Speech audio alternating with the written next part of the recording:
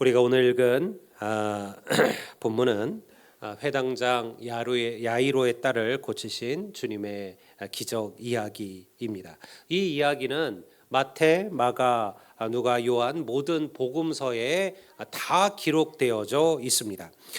예수님이 행하신 기적들이 모든 복음서에 다 기록되지는 않았어요.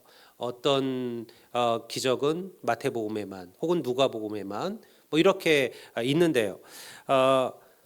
모든 사도들이 복음서 저자들이 이 이야기들을 복음서에 기록했다라는 것은 이 이야기가 특별한 영적인 의미가 있다라는 것을 말씀해주고 있는 것이죠. 저는 오늘 이 위대한 기적의 이야기를 통해 우리 모두에게 예수님이 누구신지에 대한 이 분명한 신앙 고백이 우리 가운데도 일어나게 되기를 주의 이름으로 축원합니다. 어느 날 예수님께서 바닷가에서 많은 무리들에게 하나님의 나라에 대해서 가르치고 계셨습니다. 각처에서 수많은 이들이 예수님께 몰려들었죠. 그때 그 마을에 회당을 책임지고 있던 지금으로 보면 교회라고 봐도 되겠죠. 야이로라는 한 인물이 주님께 달려와 그 발 앞에 엎드리게 됩니다. 회당은 지금으로 보면 당시 마을마다 있었던 작은 교회라고 보셔도 될 겁니다. 바벨론 포로 시대 이후에 회당은 유대교의 근간이 되었습니다. 왜냐하면 그들이 포로로 바벨론까지 끌려갔으니, 그리고 성전은 완전히 불타 없어졌기 때문에 더 이상 성전이 그들의 구심점이 될 수가 없었죠. 그래서 유대인들이 흩어진 그 바벨론 땅 곳곳에 살아가면서 회당을 지어서 그곳에서 하나님께 예배하고, 그리고 히브리말을 가르치고 율법을 가르쳤던 겁니다. 그래서 회당은요, 유대인들에게 교회이며 학교이며 재판소이기도 했습니다. 회당을 책임지는 회당장은요, 아무나 할 수 있는 자리가 아니었습니다. 이 야이로는 어떤 인물이었을까요? 사실은 야이로가 누군지에 대해서는 설명하지 않습니다. 그저 회당장 야이로예요. 그런데 이 야이로라는 이름 앞에 붙은 회당장이라는 말이 그가 어떤 사람인지를 보여주고 있는 겁니다. 그는 그 지역의 유지였습니다. 존경받는 사람이었고요. 아마도 율법에 정통한 바리새인들이나 혹은 또 율법학자 서기관이었을 확률이 높습니다.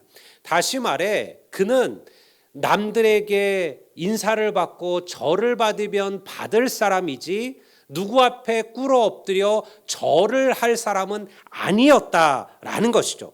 더군다나 그가 무릎을 꿇어야 하는 이가 당시의 바리새인들, 율법학자들, 서기관들이 그렇게 싫어하고 미워했던 예수님이라면 더욱더 그러했을 겁니다. 그럼에도 불구하고 나이가 지긋한 야이로가 주님 발 앞에 엎드립니다. 왜 그렇게 했을까요? 우리 23절을 한번 다 같이 보겠습니다. 우리 한번 23절을 우리 다 같이 읽겠습니다.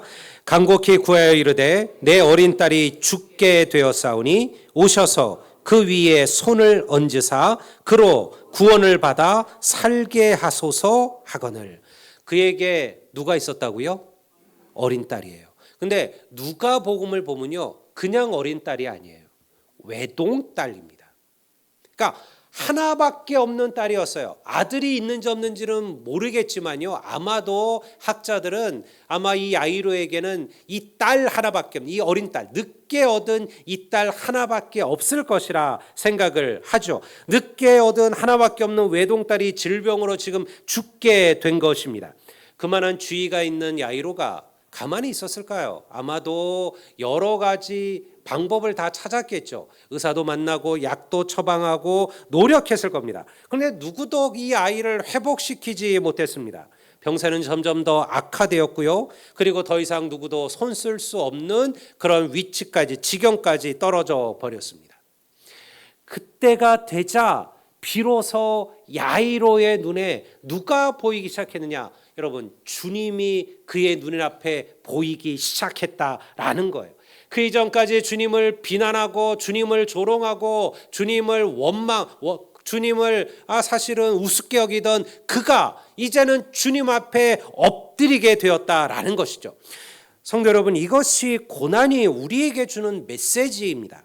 고난은 하나님을 보게 만들어요. 그래서 여러분, 우리가 수없이 얘기하지만 너무 넉넉하고 너무 평안하고 너무 모든 것이 쉬우면요, 하나님 찾지 않습니다. 이스라엘 백성들이 애굽을 떠나서 광야를 지나서 가나안 땅에 적과 꿀리는 그 땅에 들어가게 될 때 사실은 바울도 여호수아도 걱정했죠. 너희들이 그 땅에 가서 너무 잘 살게 되고 너무 여로워지고 너무 풍성하여져서 너희 하나님을 잊어버리게 될까 봐 내가 걱정한다. 내가 걱정한다. 여러분, 이것이 인생의 삶입니다. 우리 모두는 세상의 것에 대한 간절함은 있어요. 하지만 하나님에 대한 간절함은 없죠. 때로 하나님은 그런 우리들에게 고난을 주실 때가 있습니다. 이 사랑하는 아이에게 왜 이러한 병이 주어졌는지에 대해서 우리는 제대로 설명하기가 어렵습니다. 지금 아프리카에 여러분 고난받는, 고통받는 수많은 아이들이 있어요. 텔레비전에서 여러분들 가끔 여러분들도 뭐 유니세프라든가 여러 곳에서 그 고통에 굶주리고 그 바싹 마르고 가난한 그리고 죽어가는 그 아이들의 모습들을 볼 겁니다. 사실은 오늘 우리들은 이제 그런 것에도 익숙해져 버렸죠. 아마 처음에 그 영상을 봤던 분들은요, 아마 흠칫 놀랐을 겁니다. 지금 이 세상에 저렇게 먹지 못해 아사되어가는, 죽어가는 아이들이 한 해에도 수십만 명이, 수백만 명의 아이들이 굶어 죽어 가고 있다는 이 사실이 얼마나 충격적이었을까요? 근데 어느 순간 우리는요, 그런 일도 무감각해져 버렸어요. 그냥 아무렇지도 않게 지나가고 여러분들 드라마를 보고 예능을 보면서 깔깔대고 웃는 세대가 되었죠. 여러분, 그 아이들이 왜 그런 고통을 받는지 사실은 우리들은 이해하기가 어렵습니다. 그런데 한 가지는 압니다. 여러분, 우리가 그들을 도우는 자로 하나님께서는 우리를 세우셨음을 믿습니다. 여러분, 그러니 아픈 자, 병든 자, 고통받는 자, 그들 때문에 하나님을 원망하는 게 우리가 할 일이 아닙니다. 그런 이들을 돕고 그런 이들을 사랑하고 그런 이들을 베풀고 그런 이들을 먹이는 것입니다. 그것이 오늘날 교회와 우리에게 주어진 사명들이라는 거예요. 저희들이 이번 추수감사 줄 때도 우리가 할 수 있는 작은 것들을 나누려고 합니다. 여러분들 마음에 품고 함께 기도해 주시기를 바랍니다. 비록 그 아이의 고통의 이유는 모르지만 하나님은 그 아이의 고통을 통하여 여러분 야이로를 변화시키고 그의 가정을 하나님께로 되돌리셨음을 믿으시기를 주의 이름으로 축원합니다. 야이로에게는요, 그러한 간절함이 있었다라는 거예요. 그 딱 흙바닥에 엎드려진다 할지라도, 자기의 체면, 자기의 위선을 다 내려놓을지라도 자기 아이가 고침받을 수만 있다면 내가 기꺼이 주님 앞에 엎드리고 내가 주의 옷자락을 붙들리라. 오늘 우리가 잃어버린 것은 무엇일까요? 오늘 우리 한국교회 문제는요, 우리가 이런 믿음에 대한 간절함을 잊어버렸다라는 것입니다. 세상의 것에 대해서는 간절하고 갈급해 합니다. 우리 모두가 다 비슷하죠. 우리 모두 먹고 사는 문제, 세상의 것의 문제는 갈급해해요. 간절합니다. 조그만 거 하나를 얻기 위해서 우리는요, 애쓰고 노력합니다. 하지만 여러분, 예배하는 거, 기도하는 거, 말씀대로 살고자 하는 간절함이 오늘 우리 안에 남아 있을까요? 주님께서는 어린아이처럼 되지 않고서는 결단코 천국에 들어갈 수 없다라고 말씀하셨습니다. 이 말씀이 다시 어려지라는 얘기는 아니겠죠. 우리가 어떻게 다시 어린아이가 될까요? 이거는 육체적인 어떠한 변화를 말하는 게 아닐 겁니다. 어린아이들이 자기 아버지가 최고인 줄 알고, 그리고 어떤 순간에도 아버지를, 부모를 신뢰하며 의지하듯이 우리가 그렇게 하나님을 갈망하고 하나님을 신뢰하고 하나님을 믿지 않는다면 우리가 결단코 천국에 들어갈 수 없다라는 것이죠. 여러분, 뜻하지 않은 어려움이나 고난이 우리의 삶에 닥쳐 있으신가요? 주님 앞에 엎드리시기를 간절히 소망합니다. 하나님께서 반드시 그 간절함을 보시는 줄을 믿으시기 바랍니다. 야이로는요, 예수님은 이 야이로의 마음을 아셨습니다. 그리고 그와 함께 아픈 딸이 있는 그의 집으로 기꺼이 출발하셨어요. 그런데 문제가 생깁니다. 지금 아이는 생사의 기로에 처해 있었어요. 1분 1초가 급했겠죠. 그런데 너무 많은 무리들이 예수님을 둘러싸고 있었습니다. 그 사람들이야 그렇게 급할 일이 뭐가 있을까요? 당장 주님 만나서 나도 고침받고 나로 치유받는 게 내가 더 중요하죠. 남의 자녀가 아픔이 무슨 의미가 있을까요? 그러니까 주님의 길을 계속 가로막기 시작했습니다. 야이로는 얼마나 급했을까요? 아이는 지금 조금 아픈 게 아니라 마지막 호흡을 내쉬고 있는 상황이죠. 서둘러 가야만 했어요. 그런데 우리가 성경을 보면요, 예수님의 행동도 좀 이상합니다. 주님께서는 의도적으로 그 가시는 걸음들을 늦추고 계셨음을 우리가 알 수가 있습니다. 여기서 우리가 지난번에 나누었던 12년간 혈류증을 앓았던 한 년의 이야기가 바로 여기에 등장하는 거예요. 그래서 제가 그 얘기를 먼저 빼서 지지난주에 설교를 나누었고, 그리고 지금 이야기를 다시 앞으로 돌아와서 이 야이로의 이야기를 하고 있는 거예요. 12년간 혈류증을 앓았던 한 여인이 바로 그곳에 있었죠. 그녀가 주님의 말씀을 들었고요. 그리고 주님의 뒤로 와서 주님의 옷자락을 만져서 고침을 받습니다. 우리는 사실은 지난 설교는 거기까지 했지만요, 그 뒷이야기들이 있어요. 주님께서 그냥 가셔도 되잖아요. 이 여인이 고침을 받았구나 생각하시고 지나가셔도 되는데요, 멈추었습니다. 성경에 보면 주님께서 멈추어서 얘기하죠. 누가 내 옷자락을 만졌느냐 그랬더니요, 같이 가던 제자들이 주님을 타박합니다. 주님, 그게 뭔 소리입니까? 지금 바빠 죽겠는데 지금 이 회당장의 딸이 죽어가고 있다는데, 그리고 여기 지금 이 수많은 사람들 주님의 옷자락 만진 사람이 어디 한두 명입니까? 누구 얘기하시는 겁니까? 야, 그걸 내가 모르냐? 그런데 지금 내 옷자락에서 능력이 나갔다. 주님이 알고 계신 거죠. 그러면서 그 여인을 불러내고, 그리고 그 여인에게 또 위로하시고 권면하시고, 그리고 그녀의 질병을 고치신 것, 그리고 그녀의 영혼을 구원하시고, 이런 이야기들이 지금 이 이야기 속에 등장하고 있는 거예요. 문제는요, 이 짧은 만남으로 말미암아 치명적인 결과가 나타나게 됩니다. 35절을 한번 볼까요? 제가 읽겠습니다. 아직 예수께서 말씀하실 때, 이 얘기가 바로 지금 그 혈중 여인에게 지금 서로 얘기하고 있는 그 과정이에요. 아직 예수께서 말씀하실 때 회당장의 집에서 사람이 와서 회당장에게 이르되 당신의 딸이 죽었나이다. 어찌하여 선생을 더 괴롭게 하나이까? 결코 아이가 죽었다라는 거예요. 그리고 사람이 와서 회당장에 그 얘기를 알린 거죠. 이런 의미예요. 이제 아이가 죽었으니 예수님이 와도 소용이 없다. 이미 죽었다. 그러니 얼른 돌아와서 아이의 장례를 준비하시라. 그 얘기를 지금 하인들이 와서 얘기를 하고 있는 거예요.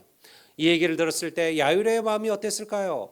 얼마나 자책했을까요? 혹은 얼마나 섭섭하고 화났을까요? 주님께도 섭섭했을 겁니다. 아니 주님, 조금만 더 빨리 가시지. 지금 내 아이가 그렇게 위중하다 제가 얘기했건만 왜 주님께 이렇게 시간을 지체하실까? 그럼 섭섭함이 있었겠죠. 사람들에게도 섭섭했을 겁니다. 왜 너희들이 주님의 길을 가로막아서 주님으로 빨리 가지 못하게 했을까? 이 여인에게도 섭섭했겠죠. 왜 하필이면 지금 이렇게 이 급한 시간에 주님의 옷자락을 붙들어서 이 어려움을 생기게 만들었을까? 이제 모든 것이 끝났구나. 죽었으니까요. 이거는 어떻게 해볼 방법이 없잖아요. 살아있다면, 아프다면 주님이 고치시겠지만 죽은 거예요. 모든 희망이 무너졌다라고 생각했습니다. 낙심과 절망에 빠진 회당장 야이로에게 주님께서 뭐라고 말씀하셨을까요? 우리 이 구절을 다시 한번 다 같이 읽어보실까요? 우리 36절을 우리 한 목소리로 다 같이 읽겠습니다. 예수께서 그 하는 말을 곁에서 들으시고 회당장에게 이르시되 두려워하지 말고 믿기만 하라 하시고. 할렐루야. 지금 그 회당장이 두려워하고 낙심한 것을 보시고 주님께서 뭐라고 말씀하신 거예요? 두려워하지 마라. 믿기만 해라. 아니 죽었는데 뭘 믿으라는 걸까요? 여러분은 주님은 알고 계셨습니다. 아이의 죽음은요 끝이 아니라 하나님의 새로운 기적과 역사를 시작하는 것임을 여러분 그 야이로에게 보여주기를 원하셨던 것이죠. 우리는 12년 동안 혈류증으로 고통받은 이 여인과 회당장 야이로의 이야기 속에서 같은 메시지를 봐요. 그것이 무엇이냐면 바로 성도 여러분, 믿음은 기적을 일으킴을 믿습니다. 오늘날 우리에게 기적이 없는 게 아니에요. 오늘날 우리에게는 믿음이 없는 겁니다. 여인은 주님의 옷자락만 만져도 나의 병이 나을 것이라고 믿었죠. 회당장 야이로는요, 주님께서 자기의 아이에게 손만 얹으신다면 그 질병이 무엇인지 회복될 것이라고 믿었다라는 거예요. 여러분, 그리고 이러한 기적, 이런 믿음으로부터 하나님의 기적이 시작되는 거예요. 야이로는 절망하고 낙담했습니다. 자신의 아이를 잃었다고 두려워했습니다. 이때 예수님은 그에게 다시 믿음을 일으키라고 명하셨죠. 우리 역시 인생의 순간마다 이러한 순간을 맞이할 때가 있습니다. 어찌할 수 없는 순간이 오죠. 죽음이 그러합니다. 왜 예수님께서 이 죽음의 이야기 속에서 왜 빨리 가지 않으시고 머무르셨을까? 우리는요, 마가복음을 시작하면서 여러분들 질문을 던진다고 했어요. 그건 뭐냐면 예수님이 누구신가라는 질문에 대한 답을 이 마가가 하기를 원했다라는 것이죠. 죽음은 인간이 넘을 수 없는 마지막 절대적 상황입니다. 다른 것들은 어떻게 노력하고 애쓰고 수고하고 머리를 자르면 풀어낼 수 있고 해결할 수 있어요. 하지만요, 죽음은 인간의 한계 상황입니다. 이것은 더 이상 우리가 어찌 할 수 없다라는 거죠. 여러분, 죽음 앞에 우리 모두는 공평합니다. 조금 더 오래 사는 사람이 있고 조금 더 길게 살 수는 있습니다. 하지만 영원히 살 수는 없습니다. 죽음은 인간이 넘을 수 없는 마지막 한계 상황이에요. 앞으로 과학이 정말 초고도로 발달해서 어떠한 시대가 오게 될지는 모르겠지만요. 어쨌든 아직까지 죽음은 우리 인간이 넘어설 수 없는 이야기입니다. 이러한 상황에 부닥치게 될 때 하나님이 뭐라고 말씀하시냐? 믿음을 다시 시작하라라는 거예요. 저는 청소년 시대에 이 말이 가장 믿기가 어려웠어요. 왜냐하면 항상 목사님들이나 교회 어르신들, 집사님들은 믿으라라는 얘기를 했어요. 야, 그저 믿기만 해라. 믿으면 된다. 믿으면 되는 거야. 믿기만 하면 돼. 이 말씀을 하셨죠. 그때는 사실은 제대로 몰랐어요. 도대체 뭘 믿으라는 거지? 믿으면 뭐가 달라진다는 거지? 지금 내게 필요한 것은 당장의 믿음이 아니라 이 문제, 이 어려움을 해결할 방법인데 왜 지금 당장 이런 문제에 아무런 도움도 되지 않는 믿음을 이야기하실까? 근데요, 살아보니, 시간이 지나 보니 그 말이 진실임을 알았어요. 여러분, 내 삶에 기적이 없는 것은 하나님의 능력이 없는 게 아니에요. 오늘 우리에게 믿음이 없기 때문이에요. 히브리서 기자는 이렇게 얘기합니다. 믿음은 바라는 것들의 실상이요 보이지 않는 것들의 증거다. 믿음은 바라는 것들의 실상이다. 현실이라는 거예요. 바라기만 하면 그냥 바람으로 끝나고 그거는 현실이 될 수 없지만 그 바람에 믿음이 더해지면 그것은 현실이 되고 실상이 되고 형체가 된다라는 것이죠.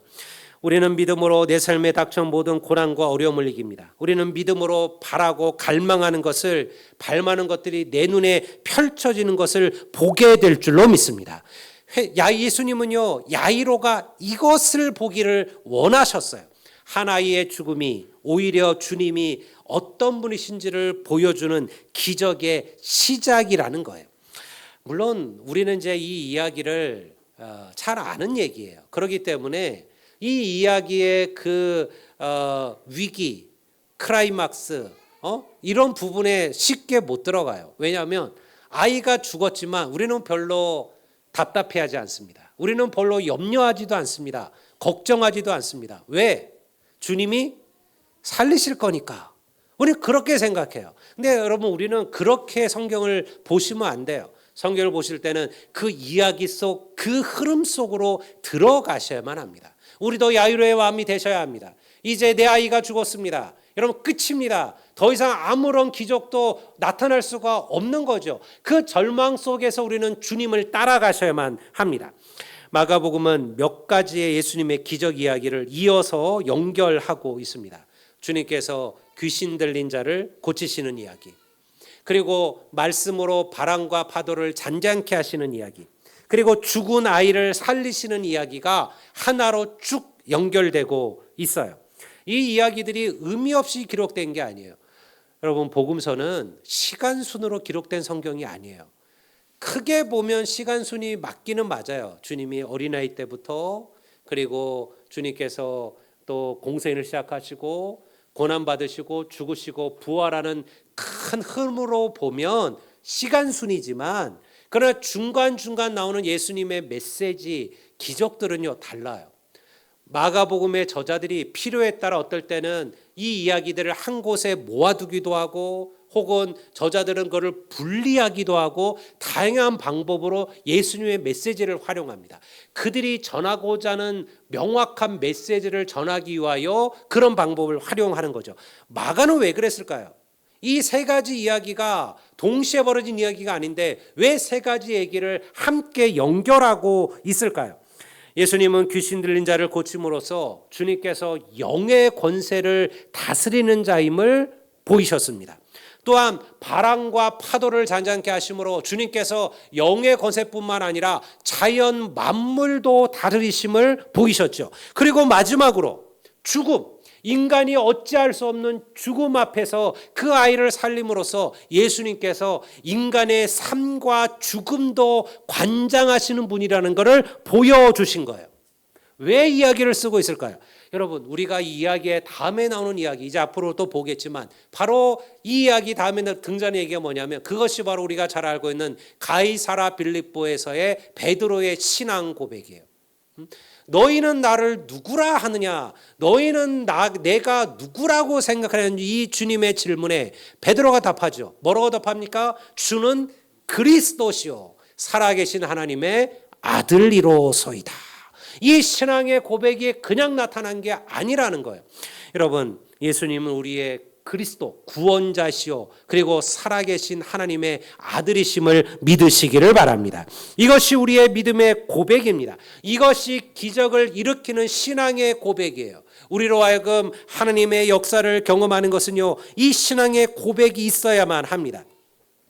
회당장 야이로의 딸이 죽음에서 다시 살아나게 되죠. 우리는 그 뒷이야기를 알고 있습니다. 왜 살아났을까요?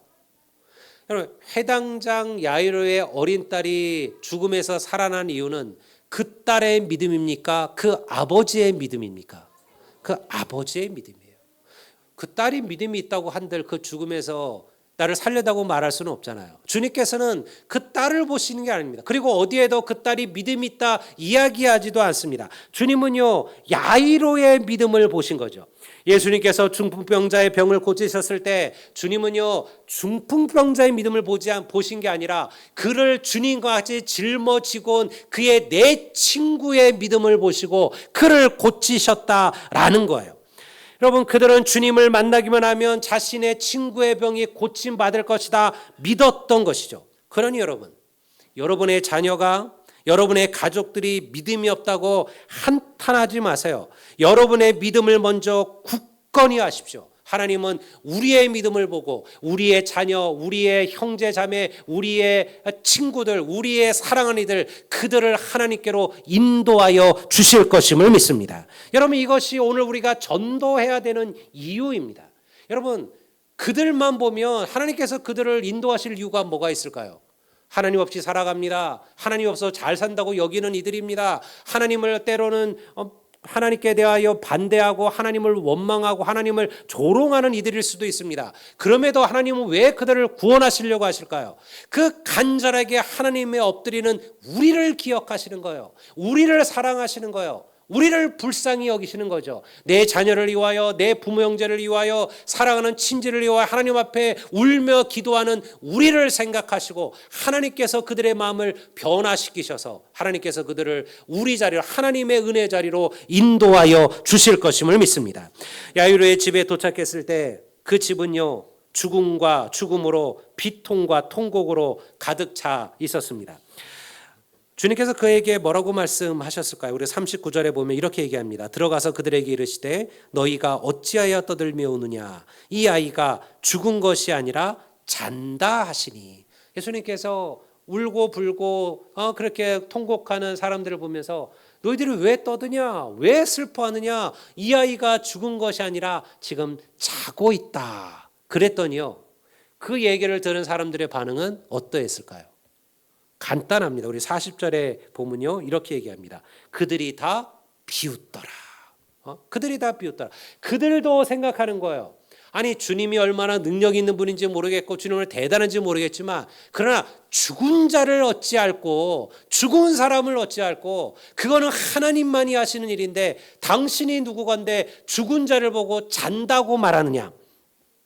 믿음이 없는 자들은요 항상 이렇게 이야기합니다. 세상은 자신의 지식과 경험을 뛰어넘는 이들을 인정하려고 하지 않습니다. 그리고 성도를 비웃고 교회를 비웃습니다. 그리고 우리에게 끝이라고 말합니다. 그렇지 않습니다. 여러분 믿음의 눈을 들어 주님을 바라보시기를 간구합니다. 여러분 그곳에 죽음을 이기시는 주께서 우리와 함께하고 계심을 보게 될 줄로 믿습니다. 성도 여러분 우리 모두는 이제 하나님의 은혜 자리에 서 있습니다. 교회는 참 어렵습니다. 오늘 우리 샤론님께서 말씀하신 것처럼 전도가 정말 어렵습니다. 힘듭니다. 그리고 교회가 정말로 지금 큰 위기 속에 빠져 있습니다. 이번 총회가 지난주에 월요일부터 목요일까지 4일간 서울충원교회에서 마무리가 되었습니다. 같은 고민을 합니다. 어떻게 해야 이 어려운 시대 속에서 우리가 하나님의 복음을 전하고 교회가 다시 진리 가운데 서고 교회가 다시 그 옛날처럼 세상의 빛과 소금으로 설 것이냐 고민합니다. 함께 기도합니다. 여러분 세상은 우리에게 계속해서 그렇게 얘기하잖아요. 야 이젠 끝났다라고 얘기합니다. 교회는 끝났다. 기독교는 끝이 났다. 더 이상 희망은 없다. 부흥은 끝났다 라고 얘기합니다. 때로는 우리 스스로도 우리에게 그렇게 얘기해요. 저는 그게 너무너무 안타까워요. 우리 많은 성도들이 물론 어렵다는 건 알아요. 제가 그거를 부인하는 것은 아니에요. 그런데 여러분 믿음은 신앙은 그 가운데서도 하나님 주시는 능력을 잊고 소망을 바라보고 비전을 품는 것임을 믿습니다. 여러분 우리는 이래 전도는 안 돼 힘들어 끝이야 라고 얘기하시면 안 됩니다. 소망하셔야 됩니다. 갈망하셔야 됩니다. 기도하셔야 됩니다. 하나님은 반드시 우리를 다시 일으키실 줄로 믿습니다. 여러분 그것이 달리다 굼이잖아요. 소녀여 일어나라. 달리다 굼 일어나라라고 말씀하시는 거예요. 그가 죽었을지라도 주님이 말씀하시면 그는 다시 일어나게 될 줄로 믿습니다. 여러분 교회는 아직 죽지 않았습니다. 여러분 많은 이들은 교회를 얘기하지만 주님은요 죽은 아이를 일으켰어요. 하지만 교회는요 아직 죽지 않았어요. 그저 잠자고 있는 거예요. 우리의 열심이 우리의 뜨거움이 우리의 헌신이 잠자고 있는 것이죠. 여러분 이것을 다시 깨우셔야만 합니다. 일으키셔야만 합니다. 깨어있어 기도하십시오. 이제 깰 때가 되었다고 주님은 말씀하고 계십니다. 여러분 금요 기도에 참여하십시오. 여러분 정말로 내가 시간이 없고 너무 바쁘고 너무 분주하고 도저히 기도할 수 없다. 집에서 그럼 기도하십시오. 그러나 여러분 내가 그 시간에 텔레비 보고 그 시간에 예능을 보고 그 시간에 내가 친구를 만나고 그 시간에 내가 놀고 있다면 여러분 주님의 교회를 찾으셔야 됩니다. 그것이 우리를 깨우는 겁니다. 우리를 세우시는 겁니다. 여러분 이러한 뜨거움 없이 열망 없이 하나님께서는 역사하지 않으시는 거죠. 그래서 우리에게 믿음이 필요하다라는 것이에요. 여러분 기도가 무슨 능력이 있을까 의심하지 마십시오. 의심하지 말고 믿음을 붙드십시오. 하나님께서 반드시 나와 내 가정에 위대한 역사를 행하실 것임을 믿습니다. 오늘 이 믿음의 역사를 경험하시는 축복이 우리 모두에게 임하게 되기를 주의 이름으로 축복합니다.